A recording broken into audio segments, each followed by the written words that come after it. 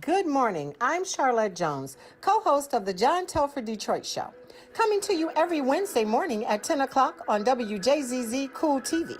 Also streaming on YouTube, Facebook, and Twitter. Dr. John Telford is a former Detroit Public Schools superintendent, a former world-class athlete, conqueror of Olympic champions, a championship track coach, poet, newspaper columnist, a longtime civil rights crusader, and author of 7 books: Creative Insubordination, What Old Men Know, The Will Robinson Story, The Poetic Prancings of Mad John, The Poet Emperor of Earth, and his explosive autobiography, A Life on the Run. Plus, another upcoming poetry book, Athletes, Activism, and Apple Boughs, a Detroit poetic epic. His books are available on Amazon.com or by calling 313-460-8272. That's 313-460-8272. Dr. Telford has been called a legend and also a lightning rod for controversy, a recipient of the City Council Spirit of Detroit Award and the Joe Louis Foundation Spirit of the Champ Award. He was named Wayne State University's Alumnus of the Year, and a Detroit track is named for him. His email is drjohntelfordedd@aol.com. That's dr.johntelfordedd@aol.com. Dr. Telford also has a show on WCHB AM 1340 that airs on Saturdays at 9:30 in the morning and Mondays at 6:30 in the evening. That's on WCHB AM 1340, Saturdays at 9:30 a.m. and Mondays at 6:30 p.m. And now, without further ado, I present to you that old native Detroiter, the one and only Dr. John Telford. There you go, John. You're live. Thank you, Charlotte Jones, author of A Ain't Always for Apple.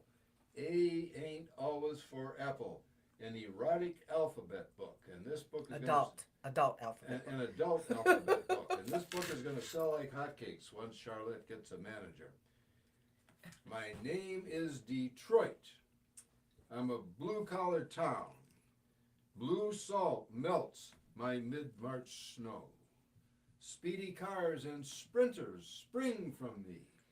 I father fierce fighters and funky music. In a Motown moment, I can spit the blues right back in a bureaucrat's eye. Have you never seen blue salt? No complex chemistry here, only the old color of a new sky.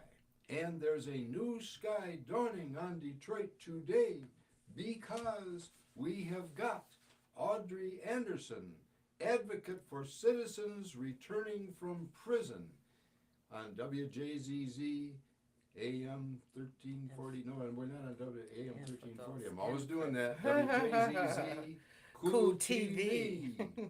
And you know, there's a poem that I like to liken to my guests, and this poem really does fit Audrey Anderson. And the poem is called The Values of Verse. Verse comes to us by pen or voice. We thus can always take our choice.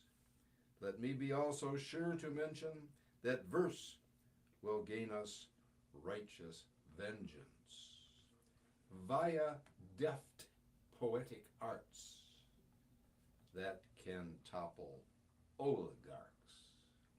Verse will clearly, plainly lay out what we poets dare to say out. Like gentle, mewling lambs, no more, but rather with a fearsome roar, as from some cacophonic corps of lions. And we have a lioness in the person of Audrey Anderson in the station today, because she is advocating for those less fortunate than us who have made a mistake. We also make a mistake in life, and sometimes it costs us dearly. We end up incarcerated. And you know, I know a little bit about that. You know, I'm not an ex-con, you know, by the grace of God, you know, but I did some things when I was a kid that put me in the youth home for a while. And a couple of other times I have been behind bars for another reason, just temporarily. but I have never been in prison.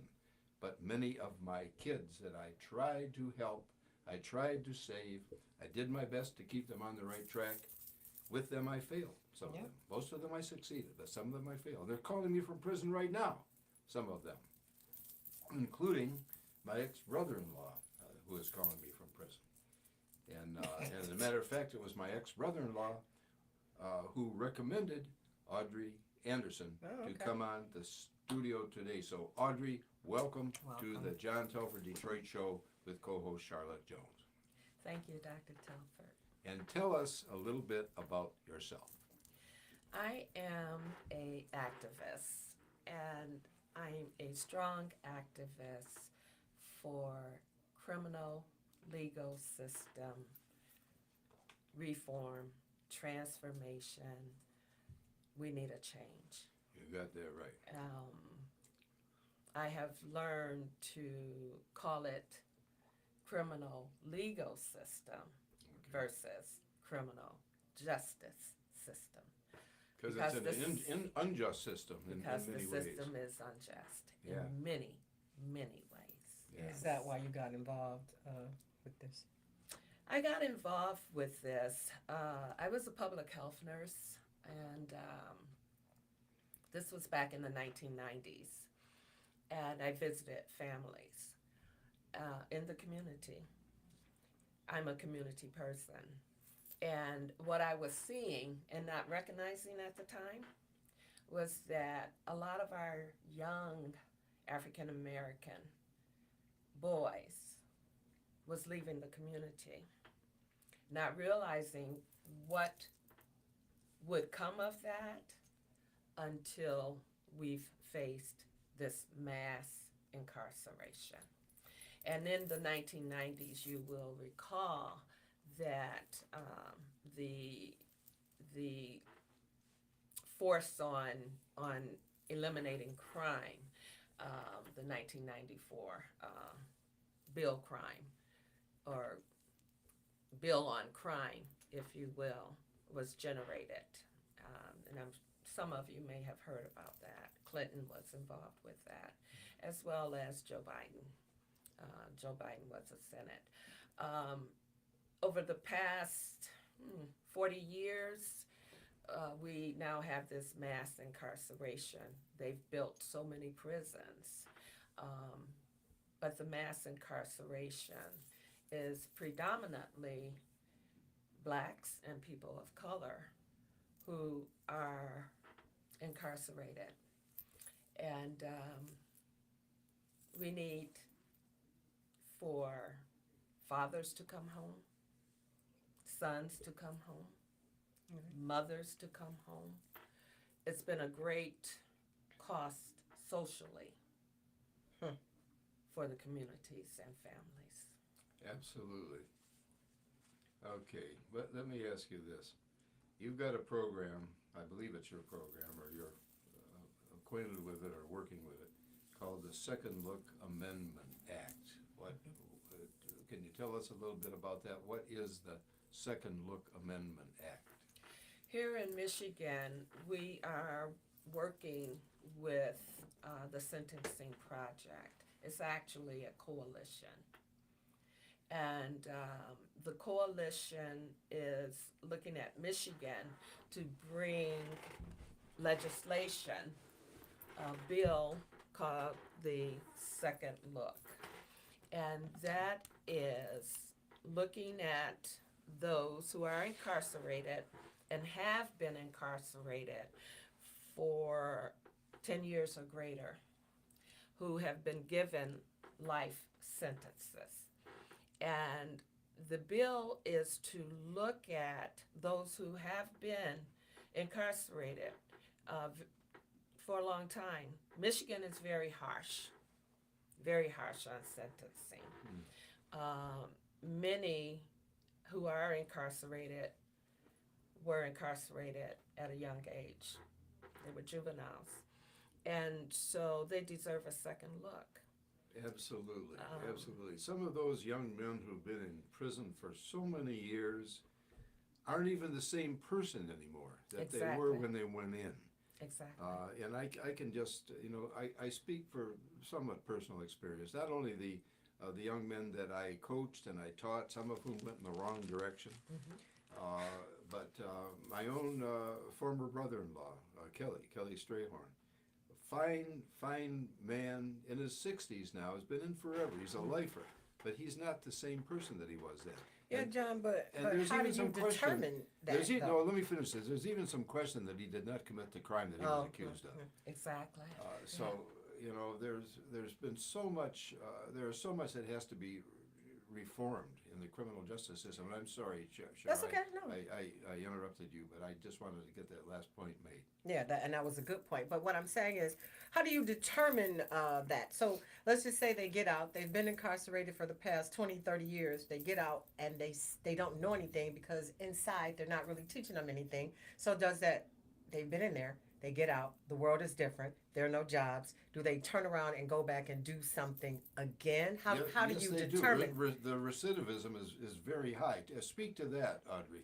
Actually, there's a low recidivism rate. Okay. Oh, in Michigan? Well, I don't have Oh, the okay. exact. I had heard the reverse, but maybe I'm wrong. Oh, okay, you know more Perhaps about it than I in do. Michigan. Okay. I don't have the The stats. exact Okay. stats on Okay. that. I did hear 70%, but this was a few years ago. Okay. Okay. But to give you an example, in New York City, for instance, there was 368 persons released from prison. Out of that 368, only 6 people Oh, that's good. That's not bad. recidivate. Right. That's Okay. You know, which is a 1.6%. Yeah, that's great. That's So excellent. I did get those stats on New York at that Okay, time, but okay. didn't think about the I'd stats be for interested Michigan. in not only Michigan stats, but Detroit stats. And I don't have them specifically, but I had heard not good things. Maybe you can find them. You've probably got more I will. resources. I will, yeah, and I will look at that. And John, maybe you heard about people that younger or hadn't been in that long, but you're talking about people that have been in there for, you say, 10 years or more? Right, Okay. right. And in those 10 years or more, people change, Right. like you said. But they do. People change. And I have had a lot of interactions with those who have returned. And my interactions, my involvement with them has been phenomenal. We're talking about some bright minds, Right. good people, Mhm. good souls. Because I talked with a guy who did 25 years a couple weeks ago, and he said he doesn't like to think about the person that he was when he committed his crime. And, he felt that he changed while he was in there. So. And I also believe in restorative justice. A person who does harm takes on the responsibility of doing that harm, Yes. and they are remorseful about it, but they also grow from it.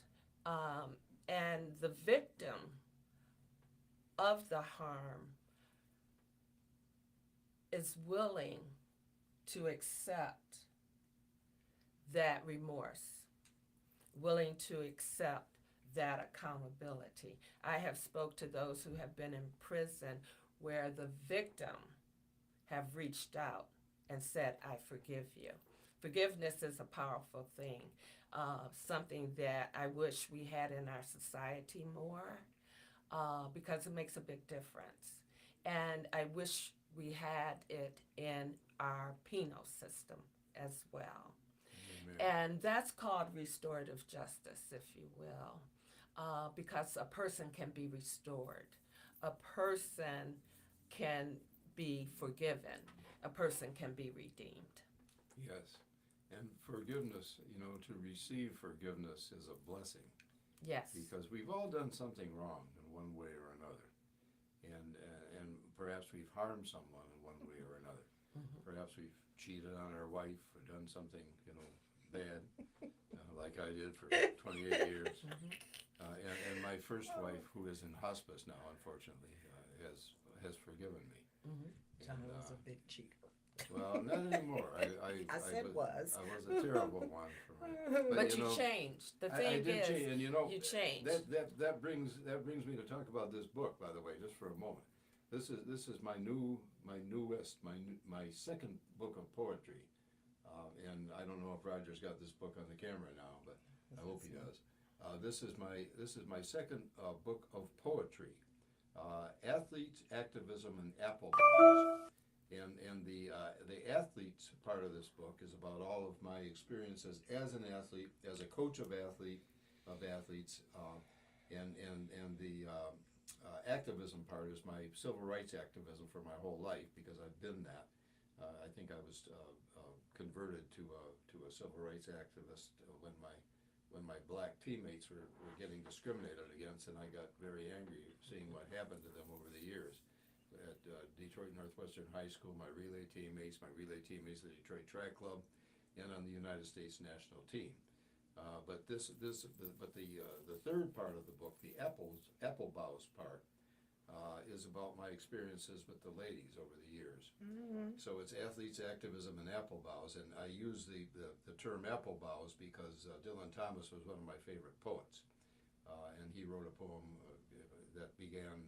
When I was free and easy under the apple boughs, so that's what this book is about. And it's available. And it's available. It'll be available on Amazon. Okay. And I've got a lot of very good blurbs on the back of the book. The back of the book, you probably can't read the blurbs, and I'm not going to do it right now because we have Audrey Anderson here, and this show is going to be about her. But this book has got some of my ex-wives on it, and my Can they athletes. pre-order?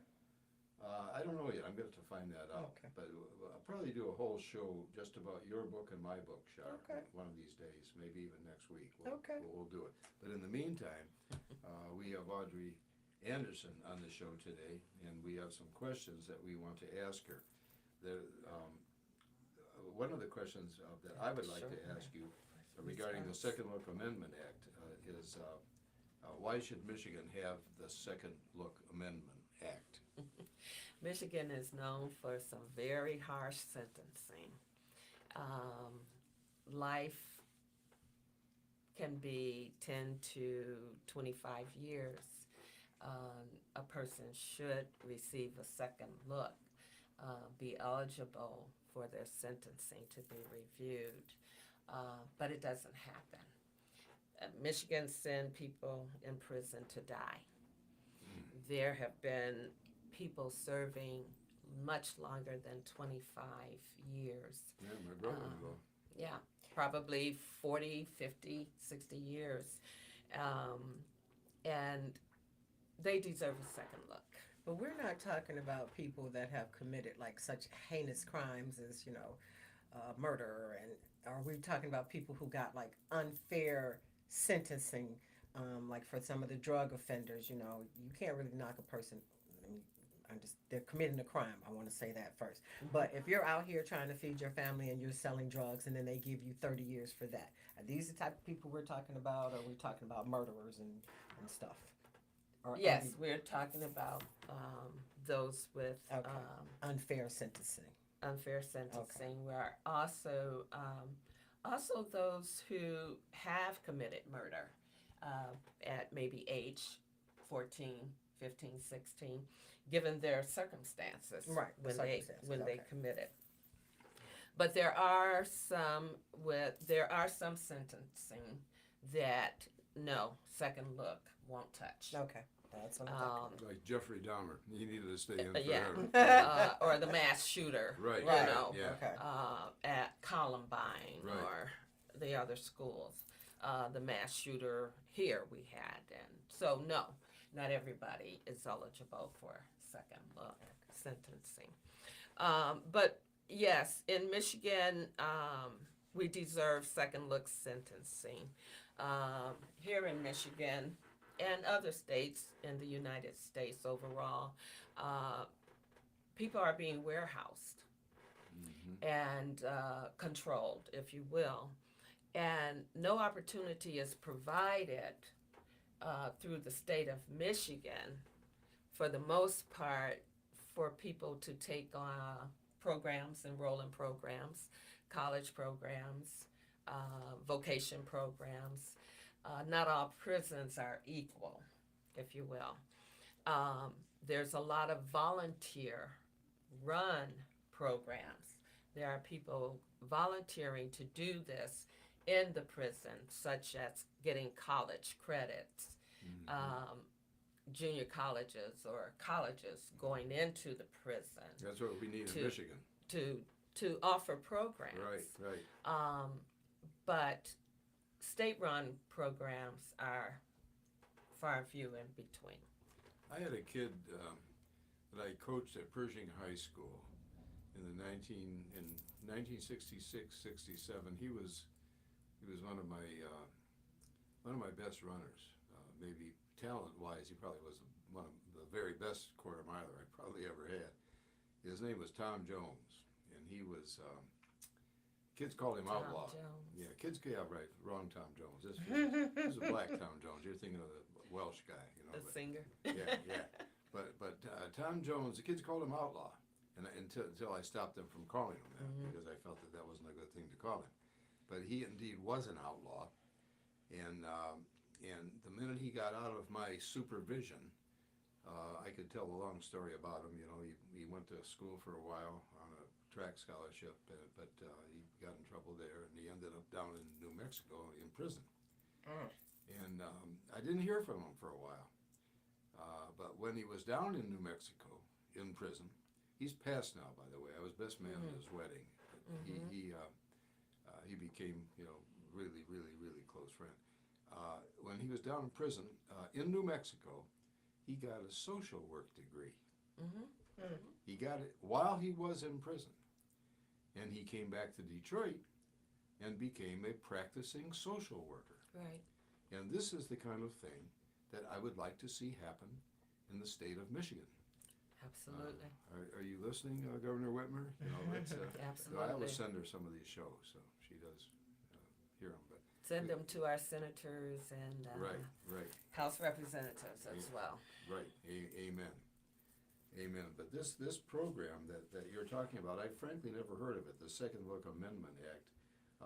What impact, in your view, can this Second Look Amendment Act have in a positive way on the state? Describe, how that can happen and what would be the result of that if we could do it. Yeah. The impact will be great socially in terms of families, fathers being reunited with their children, mothers The welfare system actually keeps fathers out of the home. Or at least it used to. It used to. Yeah. I don't think it's that way It doesn't do now. that anymore? No, Okay. I don't think it's that way Okay, now. it used to be really bad. The guy had to come in at midnight and sneak out. Terrible. But Boys, young men particularly, need their fathers. yes. Girls do too. Girls Right. do too. And Yes. so, that relationship is very important. And so, reunification of a family, reunification of a person that can contribute to our neighborhoods, our community. That social impact, no, you can't measure it by dollars, but you can measure that by quality of life. And so, therefore, it's very important because, again, there are men and women warehoused in an inhumane facility. And in spite of being in that kind of environment, they, on a daily basis, work hard to retain their humanity, to retain and build growth in themselves, Yeah. irregardless of the inhumane conditions that they deal with. Um, for me, that speaks strongly for the character that they become. They're not the same when they did the harm. I believe in redemption. I do too. I think that just about all human beings, regardless of what they were and what they did, can be redeemed. I mean, there may be a few exceptions. I mentioned Jeffrey Dahmer and Donald Trump, for example. You know, I mean, he belongs, under the jail. That's probably never going to happen. But maybe it will. We'll see. But most people that I have met, and I've met some folks who've done some really bad stuff. And sometimes, as you said, they were just kids when they did it. They're not the same person anymore. So, I commend you for everything you're doing, for the fact that you've committed to this, because it's a ministry. What you are doing, it's like teaching. Teaching is a ministry. Well, what you are doing, Audrey Anderson, is a ministry. And how can you be reached? How can our watchers and listeners be in touch with you? Well, I thank you for that, Dr. Telford. I can be reached by my email, Audrey, AUDREYA 479 at gmail.com. That's Audrey, AUDREYA 479 at gmail.com. Audrey A. at. No, just the numbers. Audrey. Audrey, AUDREY. Okay, start just Audrey. Start with the Audrey. We gotta get this right. Audrey, AUDREY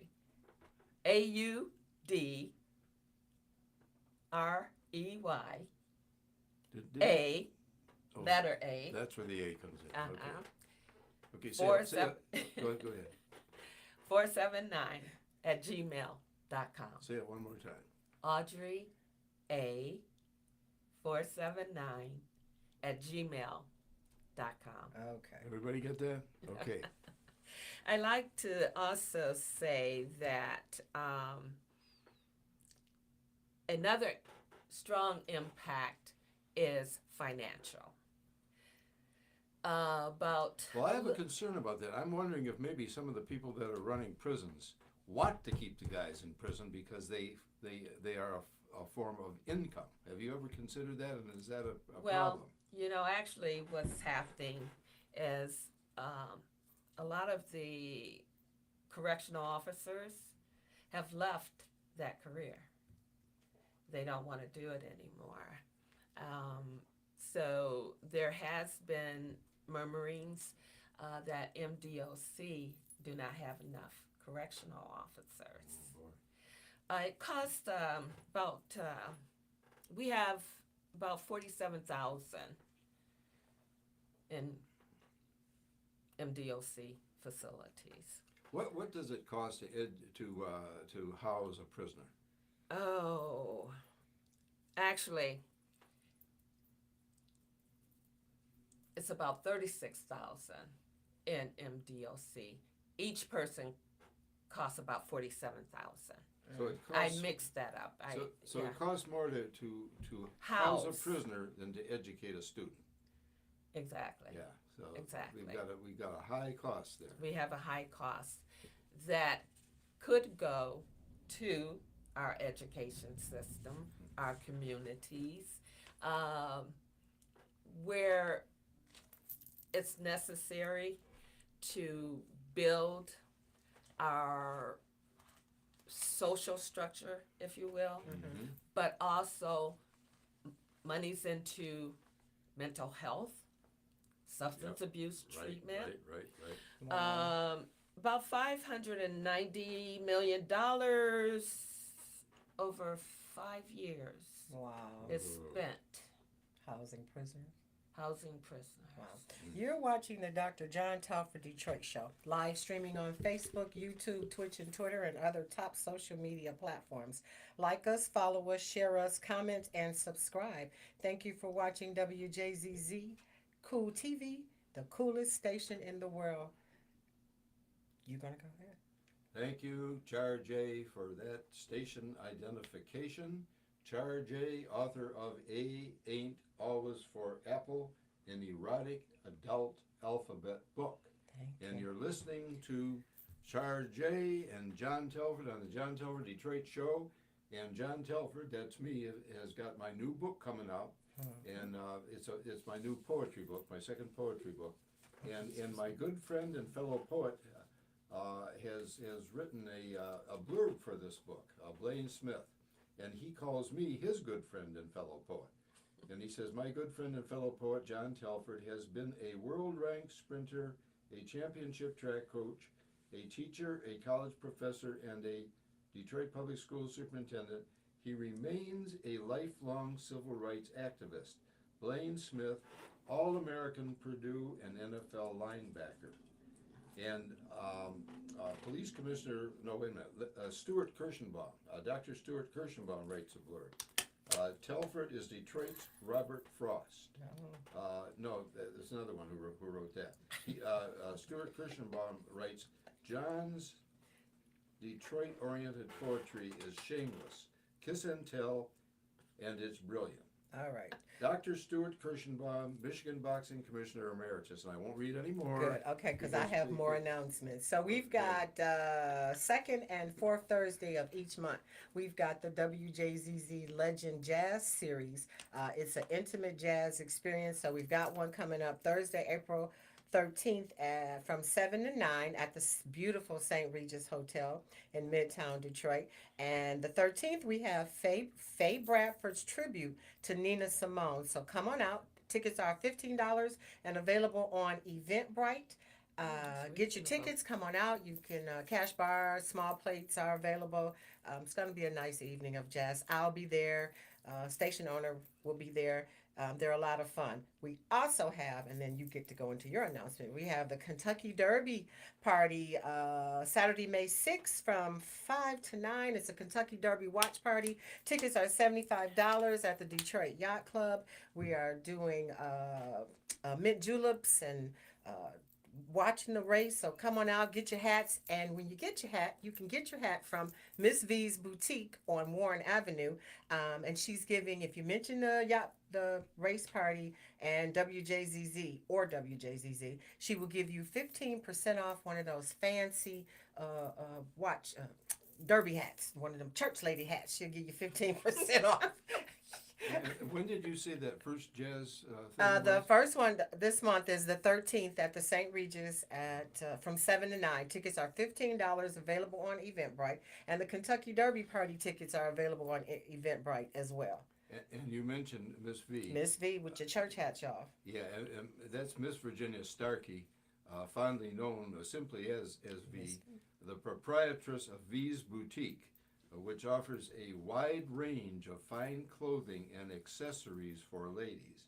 You can find all sizes of women's fine apparel in V's one-stop excellent customer service at V's Boutique that you can't find anywhere else in Detroit anymore. V's is at 16423.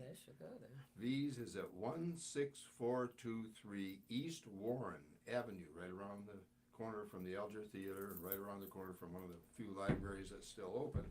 And you can contact V, make an appointment with her by calling 248-662-6622. That's 248-662-6622.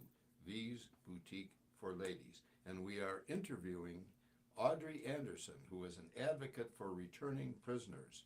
She's doing a signal service to the community. And Audrey, I want to ask you this. You know, when you talk about the Second Look Amendment Act, does anyone say, is this being soft on crime? You know, when we try to help returning prisoners in this way, and have you ever heard anyone challenge you in that regard? Yes. She said yes. Because I'm imagining that you have. Yes. I have been challenged. Yes. And how do you answer it? What do you say to them?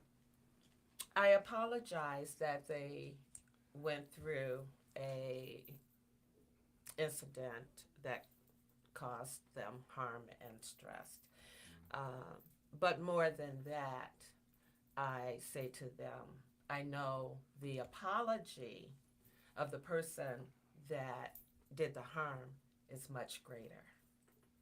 Much, much greater. So, no, it's not soft on crime. Of course it isn't. Research shows. Did you have something? No, go ahead. Research shows that people age out of crime. They What does age. that? What does that mean?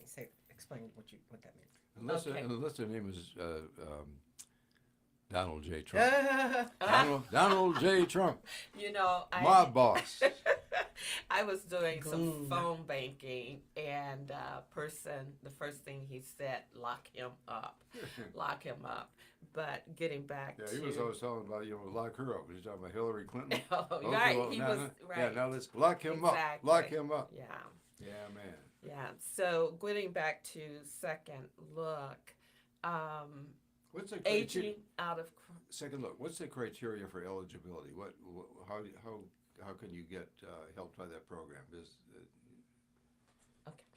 let me answer Shar's Oh, okay, question. Okay. Aging out of crime is, you commit a crime, if you will, when you're Young. 16, 17, when you're young. Well, you remember things we did when we were young. We don't do them now, right? Right. You age out of crime. Okay. So, Hopefully you age out of crime, but go ahead. well, if you don't, maybe you need to be locked up, right? So, what was your question? Criteria. Well, for I was going to eligibility. ask you that, but you talk about aging out of crime. Mhm. Possibly the worst crime I ever committed was what put me in the youth home. Mhm. I was just a very young teenager. In fact, I was 14, and a bigger boy whom I later realized there was something wrong with him mentally, but he was big, and he poured kerosene on a kitten and set it on fire. Oh no. Set it on fire, and that kitten screamed and ran and died, and I just lost it. Yeah. For one thing, I knew that kitten. It was down on Antoinette at 16th Street, and I came after him with a little piece of brick that had a jagged piece on it and bashed him until some adults across the street pulled me off him, and I ran home, and my mother said, "What's the matter?" I said, I think I'm in trouble, and the police came and led me out of my house on 602 116th Street in handcuffs in front of my crying mother, and I didn't see her again for 18 weeks because they put me in the youth home. And to tell you the truth, if I saw somebody do that to an animal again, I do the cannot same thing. I cannot promise that I wouldn't do the same thing. So sometimes, I don't know. I guess that's not totally relevant to what we're talking about today. but So, So, go ahead. So, back to being soft on crime, the capacity for a person to age out of crime, to grow, to change, is great. It is, and is worthy of, the person is worthy of a second look. Because the recidivism rate is low for a person who comes home to restart life all over again. Because returning is not easy. People don't want to rent to them. People don't want to give them jobs. But yet, their character and their worth Has changed. has changed. Yeah. So, yes, they are deserving of it. No, it is not being soft on crime. Crime hasn't changed simply because people are locked up. You have to address the root cause of crime. Poverty is the root cause of crime.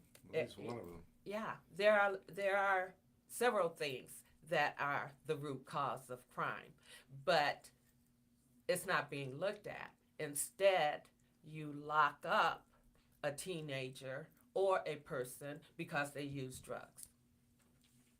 Are there criteria for qualifications to get into the Second Look program? The What are they? Yeah, the criteria is a person who has served 10 years or greater is eligible.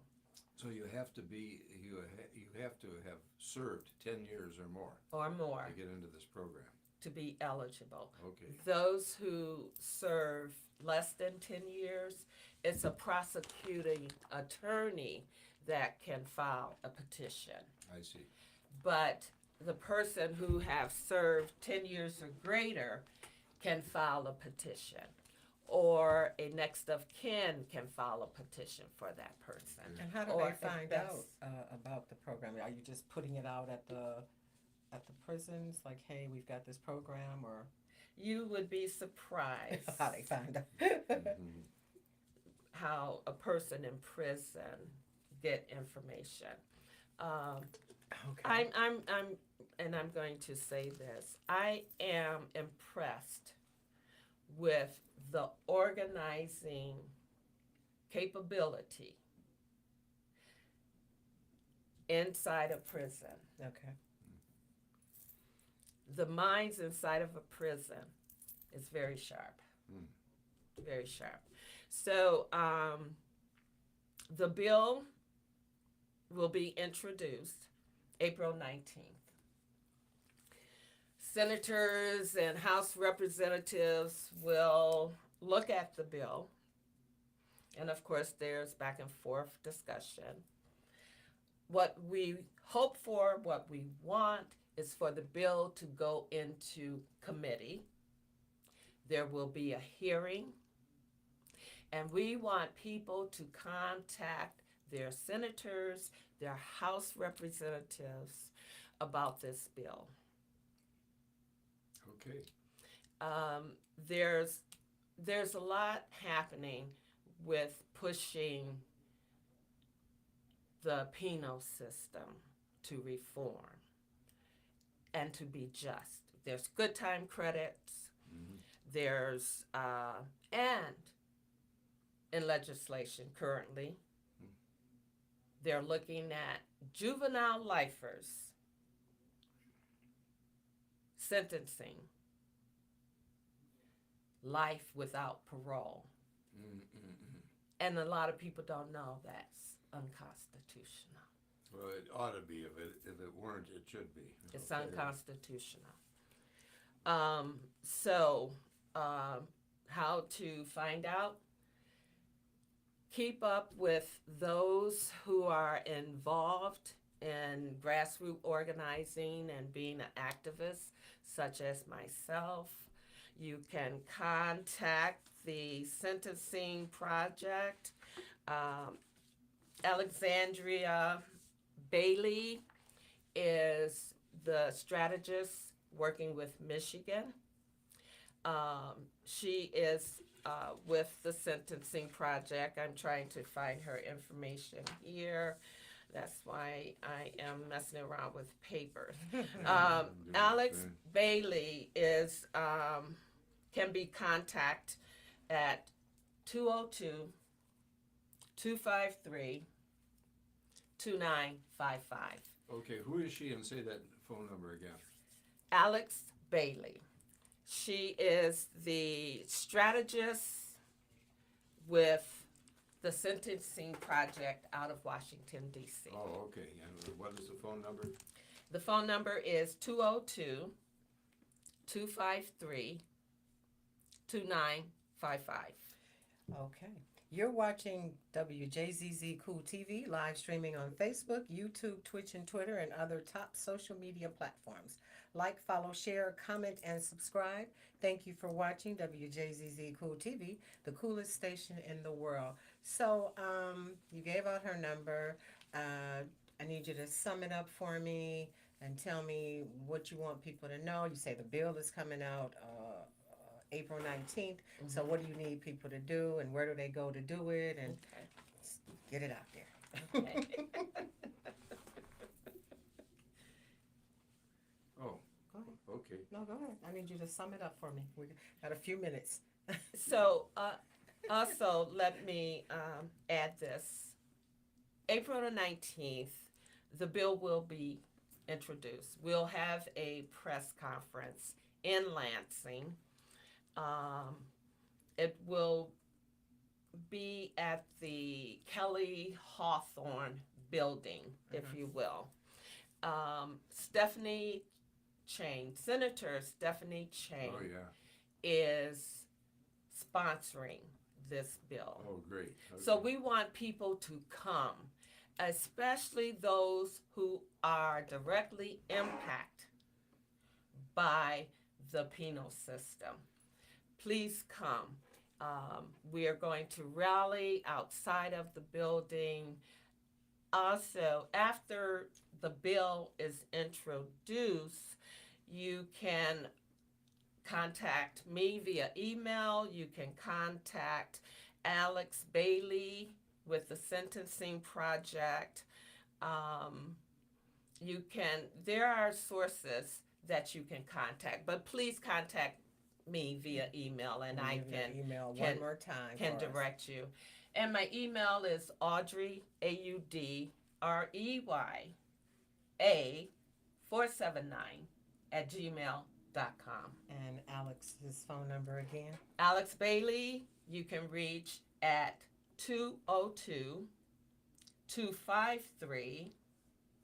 202-253-2955.